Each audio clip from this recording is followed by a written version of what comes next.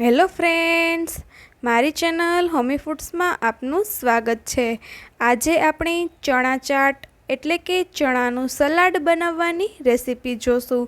આ ચણાના સલાડને તમે ડાયટ તરીકે પણ યુઝમાં લઈ શકો છો। તો ચાલો આપણે તેને બનાવવાની શરૂઆત કરીએ। તેના માટે મેં અહીંયા બાફેલા કાળા ચણા લીધા છે। તમે કાળા ચણાની બદલે વ્હાઈટ ચણા પણ લઈ શકો છો।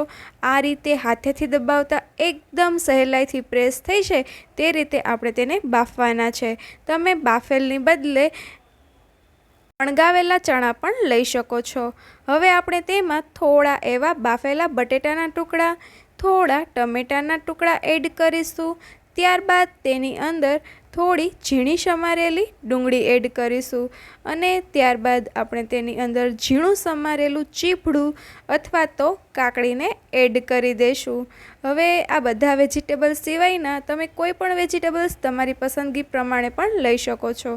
હવે તેમાં 1 ચમચી ધાણા જીરું પાવડર, 1 ચમચી જેટલું મરી પાવડર અને સ્વાદ અનુસાર નમક લેશું। જો તમે બાફતા સમયે બટેટા અને ચણામાં મીઠું નાખેલું હોય તો તમારે તે પ્રમાણે ઓછું મીઠું નાખવું। અહીંયા મેં સંચળનો ઉપયોગ કરેલો છે। હવે આપણે તેમાં થોડો લીંબુનો રસ એડ કરી દઈશું અને ત્યારબાદ તેની અંદર 1 થી 2 ચમચી જેટલી ગ્રીન ચટણી એડ કરીશું। ગ્રીન ચટણી ઓપ્શનલ છે, તમે ઈચ્છો તો તેને સ્કીપ પણ કરી શકો છો અને ગ્રીન ચટણી બનાવવાની રેસીપી મારા ડિસ્ક્રિપ્શન બોક્સમાં આપેલી છે। હવે આ બધા જ વેજીટેબલ્સ અને મસાલાને સરસ રીતે હલાવીને આપણે મિક્સ કરી દઈશું।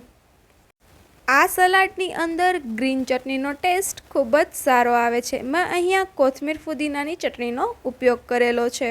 હવે આપણા બધા જ વેજીટેબલ્સ અને મસાલાને એકસાથે સરસ રીતે મિક્સ થઈ જાય ત્યાં સુધીમાં તમે મારી ચેનલને સબસ્ક્રાઈબ ના કરી હોય તો ચેનલને સબસ્ક્રાઈબ કરી બાજુમાં આપેલા બેલ આઇકનને પ્રેસ કરી દો, જેથી કરીને મારા નવા વિડીયોની અપડેટ તમને મળતી રહે। તો હવે આપણા બધા જ મસાલા વેજીટેબલ્સ જોડે મિક્સ થઈ ગયા છે। હવે આપણે તેને ધાણા ભાજી એટલે કે કોથમીર વડે ગાર્નિશ કરી દઈશું। ત્યારબાદ તેમાં થોડી એવી બેસનની સેવ ભભરાવી દઈશું।